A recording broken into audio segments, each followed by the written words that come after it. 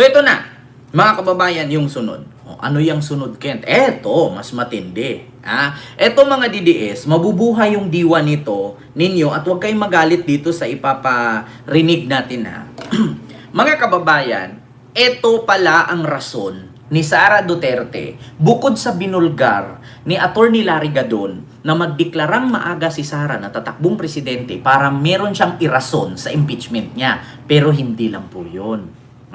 Kasi ang sabi, mag-declare ng maaga para pag-process ng impeachment, ang sabihin ni Sara, pinulitika siya kasi tumakbo nga siyang presidente. Hindi po yun ang rason. Ganito po yan, mga kababayan. Kaya po si Sara tumakbo at nagdeklara ng maaga na tatakbong presidente kasi ang rason po doon, unti na lang ang sumuporta sa kanya. Kasi kapag nagpaalam siya ng maaga, yung mga umaalis at nawala ng gana, baka sakaling bumalik pa. Kasi sa totoo lang, napakarami po talagang umalis. Unang-una, itong mga retired general, hindi na kaya ni Sara na iipunin. At katulad sa panawagan ng tatay niya, kung naalala ninyo, halos araw-araw silang nagrally at bumuo ng mautog-mautog, di ba? Yung kami ay apoy na hindi mapatay. Araw-araw sila halos nagwiwilga. Kasi nga, nagsawa na ang tao, walang nangyari sa pinaglalaban nila. Ang sabi, si Marcos adik, walang naniniwala kasi walang pruweba. Diba? Ang sabi, Herculean test. Wala ding naniwala kasi walang pruweba. Naglabas ng video na nagkukukin, wala ring naniwala kasi peke. Tapos pinatayo nila si Amy, sabi ni Amy, bangag si BBM, adik si BBM. Wala ring naniwala kasi si Amy man ang may record ng pag-aaral sa Amerika na nalulung sa droga. So ngayon, paunti-unti, tapos nagpakalat sila ng pirma dyan, na gumamit ng ban na paso na ang rehistro na pagmamayari ni Alputira. Diba? Nagpapirma. Ang ano nila doon, ang kailangan nilang makuha na pirma ay 1,000,000 para daw pauwiin si Digong. Putang ina, hindi umabot 50,000. Kasi nga, yung tao nagising yan, hindi pa ba katotohanan yan? Kaya ito po ang rason, mga kababayan, na maaga si Sarang nagdeklara. Kasi bakit? Bumagsak na kasi siya. Ang dami kasing mga matatandang politician, ang dami kasing mga matatanda na mga supporter ni Digong na umalis na. Bakit? Ano pang susuportahan natin? Magaling ang tatay, pero yung anak, salbahe abusado.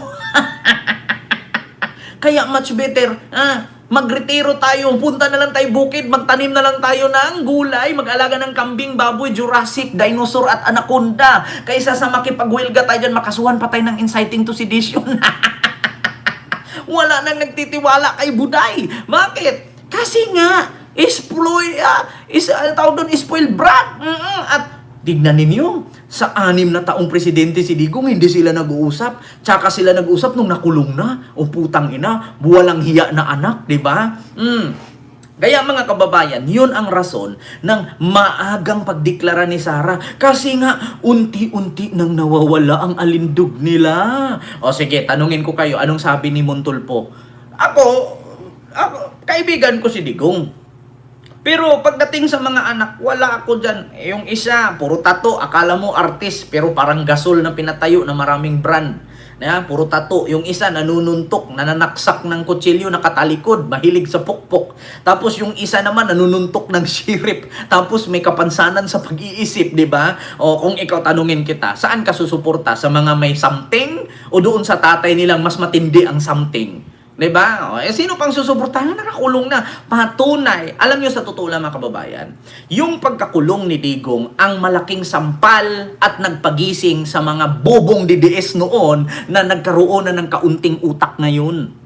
Totoo yan. Yung pagkakulong ni Digong, yun yung malaking sampal sa mga DDS na nabudol niya noon. Pag ako nanalo, 3 to 6 months, ubos ang droga, itigil ang kriminalidad sa Pilipinas. Putang ina nung in-interview ni Jessica Soho. Eto, listahan ng droga, mabigat, iuwi mo, hindi ko kaya. Boom! O, diba? Kita ninyo? Pakinggan ninyo, mga kababayan. Isang political analyst at dating kaalyado ni Digong binulgar. Pakinggan ninyo, Siya mismo nagsabi na kaya pala maaga si Sarang nagdeklara dahil, pakinggan nyo, Bukod Bukod sa Marcos-backed Leni Robredo, kaya rin daw tibagin ni Senador Raffy Tulfo ang presidential bid ni VP Sara. Ayon naman yan sa former law dean ng FEU na si Mel Santamaria. Ang detalye sa agenda report ni Dexter Ganibe ng Abante. Ayan, pakinggan ninyo. Wala nang iba pang makatitibag sa mala Wall of Jericho na presidential bid ni VP Sara kundi si Senador Raffy Tulfo. Sabi yan ni Dean Mel Santamaria. Kung ngayon ang presidential elections, sure win daw si Senator Raffy. Sa tingin ko, kung sila lang dalawa at titignan mo yung fatigue factor, wala na yung unit team, baka landslide to. Paliwan, Tama naman talaga ang sabi ni Mel Santamaria, ni Attorney Mel Santamaria. Kung ngayon lang ang eleksyon, si Tulfo at si Sara maglaban, wala talaga si Sara. Putang, ano panlaban ni Sara? Pagdating sa duty, wala. Pagdating sa talino, wala. Pagdating sa serbisyo, wala. Pagdating sa ibang bansa, anong isasalita ni Sara? Hindi nga marunong mag-English. Putang ina, low IQ. ni Atty. Santamaria, si Raffy Tulfo ang silent factor sa 2028 elections. Sa panayam naman ng The Spokes ng Billionaire News Channel, sinabi ng journalist na si Earl Pareño na siyang sumulat sa biography ni Digong, may lamat na sa Duterte base. Diba? Si Earl Pareño na sumulat sa biography ni Digong, may lamat na sa mga DDS. Ito ang malaking lamat. Kasi bakit? Dito pa nga lang sa mga vlogger na hati na sila sa dalawa. Merong sa kabit, merong sa asawa. Yung mga vlogger supporter, merong sa kabit ni Digong, merong sa asawa ni Digong. Nahati na eh. So, kung sa vlogger pa lang nahati at nagkakagulo na, tignan nyo. Tignan nyo yung bingot na vlogger. Nilaglag si Jason Sa at si Eric Celis kaya nakasuhan ng cyber libel. Kasi nga may lamat na. Hindi sila magkakaisa. Kasi nga wala sa kanila ang unity. Pero pag nanakaw, kumpleto sila. Ito pa. Kasing solid ang suporta kay VP Sara ng mga nakatatanda kumpara sa suportang pinakita noon kay Digong. Kaya naging maaga ang pag-anunsyo niya ng kandidatura para ayusin ito. Kailangan niya i-solidify ang Duterte base. May cracks ang Duterte base eh. Hindi ang matatandang supporters ni Digong nagsabi, paulit-ulit na sinasabi na hanggang sa matanda lang yung suporta natin. Okay. Hindi mag-transcend sa mga bata. Hindi nila respected actually. In fact, ang iba dyan ay may strong resentment against sa mga bata. Dahil sinisira nila ang perception nilang legacy ng matanda.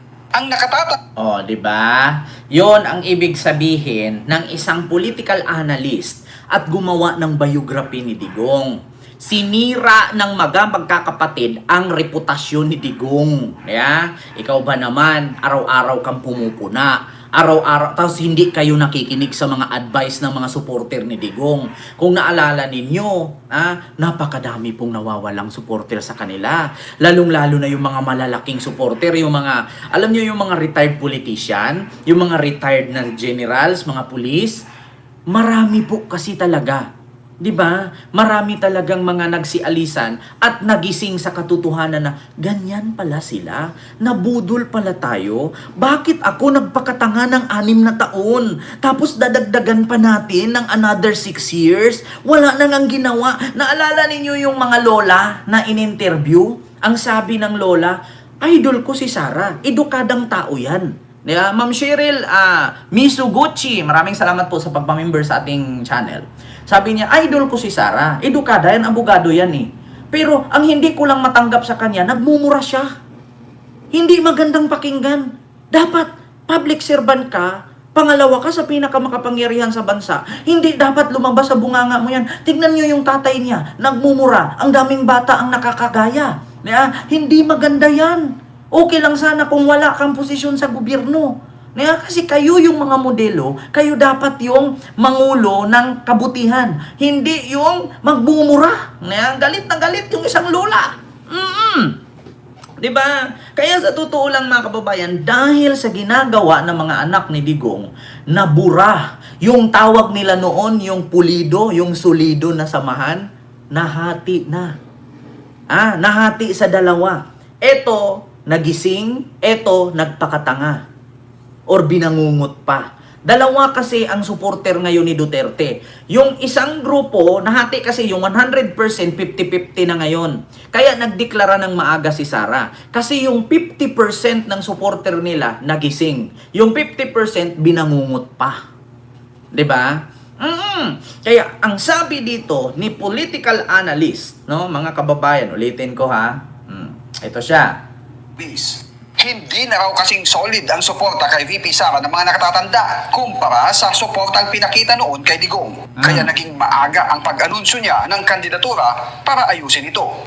Kailangan niya i-solidify ang Duterte base. May cracks ang Duterte base eh.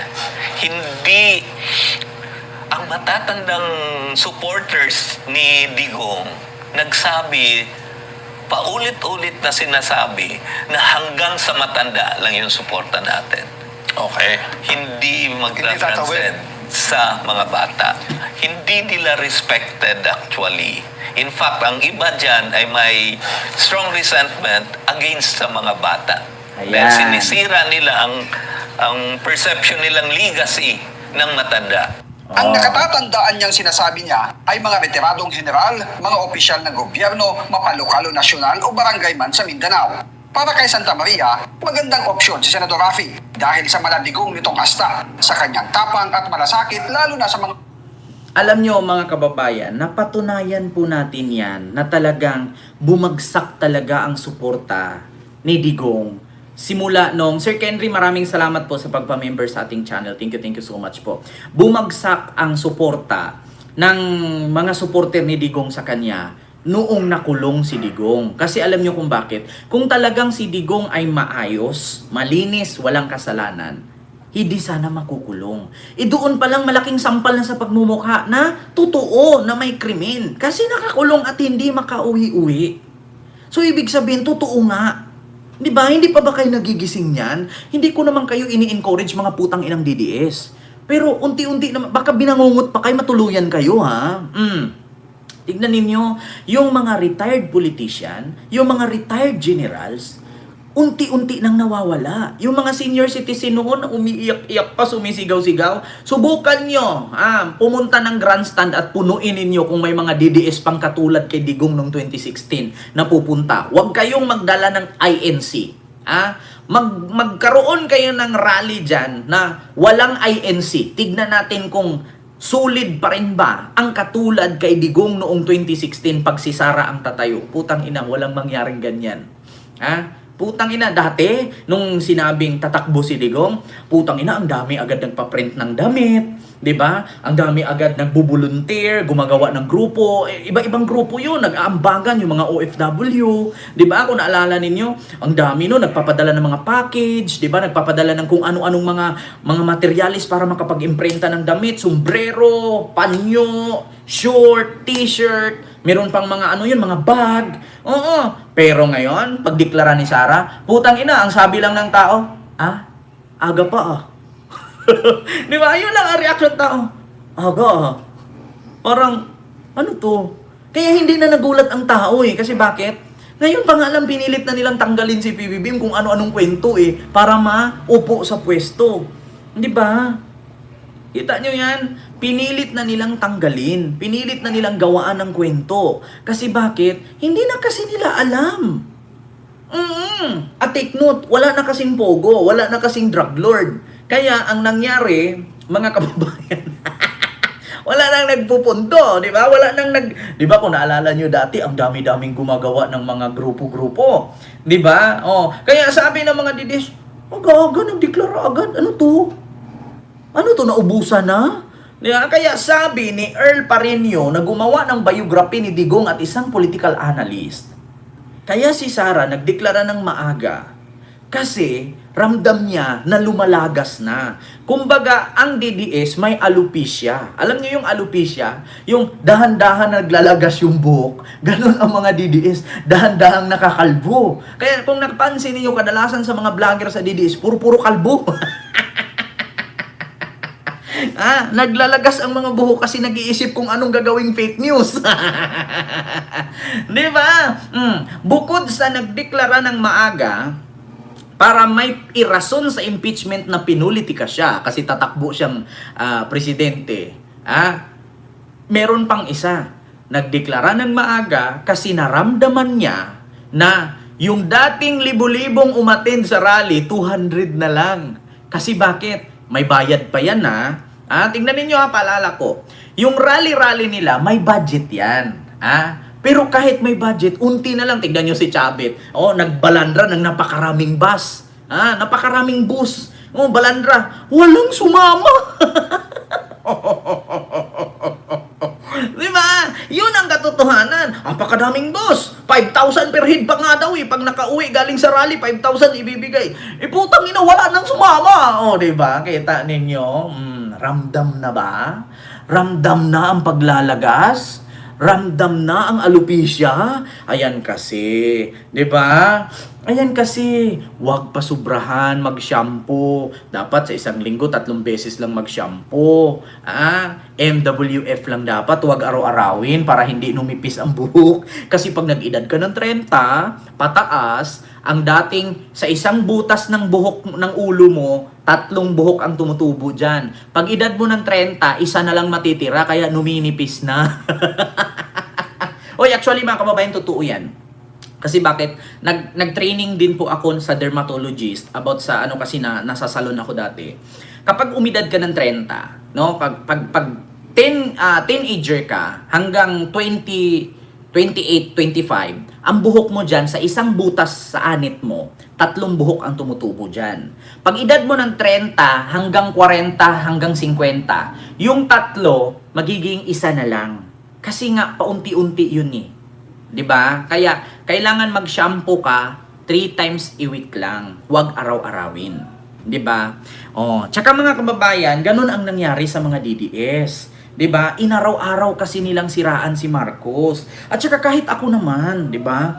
Kahit ako kung ako DDS, 'di ba? Tanungin ko kayo, araw-araw kayong gumawa ng issue, may hawak akong USB na nagdroga si Marcos.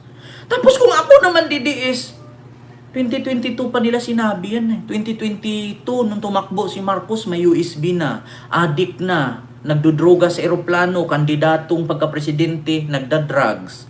Hanggang ngayon, wala namang naipakitang ebidensya o pruweba. Nagsawa ang tao. Tapos yung isa naman, hair follicle test. Yung nagsigaw ng hair follicle test, yun din yung nagsabi, katulad kay Vic Rodriguez, hindi na kailangan ni BBM magpa-drug test kasi ako mismo nakita ko at ito, resulta sa St. Luke's. Tapos magulat ka, biglang bumaliktad, kailangan magpa-drug test. Sinabi na niya na hindi na kailangan kasi may drug test na. Tapos nung bumaliktad, kailangan natin magpa-hair follicle test, di ba? Kaya yung tao na nakasuporta sa kanila, nagigising at ang sabi, ano to? Para sila mga tanga. Di ba? Kung gagawa ng drug addict si PBBM, tapos pag hindi nag-success yung isyong drug addict, dito na naman sila sa flood control. Tapos pag hindi nag-success ang flood control kasi yung mga nakukulong puro kaalyado ni Sara at puro mga politician na hawak sa liig ni Digong, lilipat na naman sila doon sa issue na naman ni Lisa. Tapos pagkatapos kay Lisa, dito na naman sila kay Romualdez. Kaya yung mga supporter, tapos pagkatapos doon, pupunta na naman sila sa ICC. Nakakaumay. Di ba? Kung ikaw DDS nanood sa akin, isa kang nanay, isa kang tatay, o lola, sorry. Kung ikaw DDS na nanay, tatay, lola, kung nanood ka sa akin ngayon, hindi ka ba nagsasawa sa paulit-ulit na sinabing addict si Marcos? Pero kung addict, ba't hindi nila mapakulong? Diba? Ba't hindi nila mapatalsik kung adik? Andyan naman yung ombudsman. Pwede naman nilang sampahan ng kaso. Ilabas sila lahat ng pruweba. Dalhin nila si Amy, kaladkarin nila, hilain nila, hawak ang baba. Doon gawin lang ebidensya. Ba't hindi nila madala si Amy? Ba't hindi nila kaladkarin, hawakan ang baba? Hilain nila, dalhin nila sa ombudsman. Isampa nila ng kaso na adik si Marcos para mapatalsik at maging presidente si Sara. Hindi nila magawa. Kasi wala. Kung ikaw DDS ngayon, nanay, tatay, lolo, lola, nood sa akin, kanino ka maniniwala? Sa mga nag-iimbento na adik si Marcos at kasama si Amy o sa akin? Tandaan ninyo, 1 taon na akong nagbablog sa national politics, si BBM hindi pa rin na napatalsik. Diba? Pagkatapos niyan, kung hindi sila mag-success dyan sa drug addict ni PBBM, doon na naman sila sa flood control. Tapos pag sinabi, si Marcos ninakaw ang bilyon-bilyong pera dito sa flood control. Tapos yung nakukulong, mga kaalyado ni Digong. Paano nangyari yun? Kaya kung ako DDS, magtataka ako. Oo nga, si Marcos nagnakaw pero ang nakulong si Bong Revilla. Si Marcos nagnakaw pero ang nakasuhan si Jinggoy. Hige nga, si Marcos nagnakaw pero si Joel Villanueva at si Chis Escudero ang nakasuhan. Ano yun? Oh, kung ako DDS, anong gagawin ko? Eh, syempre, laylo na tayo. Bakit? Masakit na sa bangs. Ha? Ang sakit na sa ulo. Diba? Ang sakit na sa head. Hindi ko na ma-reach. It's getting to my nerves. Diba? Kaya ngayong mga DDS, hindi pa ba kayo nagigising? Kapag may bagyo, isisi nila kay PBBM. Kapag may baha, isisi nila kay PBBM. Tapos yung mga flood control sa panahon ni Digong, wala naman tayo nakikitang nakatayo. 13,000 flood control, saan natin makikita yan? 13,000 flood control ni Digong. O sige nga, isa-isahin ninyo. Saan yung 13,000 flood control ni Digong makita natin? Hindi tapos. Pinatuloy ni PBBM. Noong nabanggaan ng baha, si BBM na may kasalanan. Yung tulay, ang mahal-mahal ng presyo, bumigay kasi substandard. Pinaayos ni PBBM, bumigay ulit, si PBBM na may kasalanan. Oh, putang ina, di ba? Tapos sasabihin nila, si PBBM nagnakaw? Eh, bakit iba ang nakukulong? Di ba? Oo, wala talagang DDS makasingit dito kasi hindi nila masagot. Saan natin hanapin ang 13,000 flood control ni Digong? Diba? Pag nagta-travel si Sara, bakit di nila isisi kay Sara, tahimik sila? Eh kaya nga, yung binayad, yung ginastos ni Sara sa kanya mga security guard na 7 million, eh kung pinatayo ng ano yun, paaralan, ilang classroom na yun? 7 million! Nag-travel na walang kwenta, sinong binantayan nila? Si Sara. Bakit sila nagbabantay doon? Anong trabaho ni Sara doon? Bantayan ang tatay niya. Andun yung tatay niya, binisita, nakakulong. Tapos yung bodyguard niya nagbuntot-buntot, gastos ng Pilipino. Tapos hindi hinanap ng mga DDS yan. 7 million putang ina, ilang dugo, pawis, sipon, luha, plema. Ilang TV na, dugo na ang namubo at nasuka. Ilang hinika na dahil sa pagbabayad ng tax na umabot ng 7 million pamasahin ng security. Palipad dito, lipad doon. Anong napala? Nung lumipad ba si Sara ng Netherlands? Yung buhay ba ng mga DDS? Yung dating pangit naging maganda? Yung nagbiyahe ba si Sara sa Malaysia? Pag uwi niya, yung mga DDS na pango, tumangos ang ilong? Yung mga DDS na bobo, naging matalino? Di ba wala? Yan ang masakit, mga kababayan. Yan ang literal. Di ba? Diyos mio, Marimar. Ay, nako.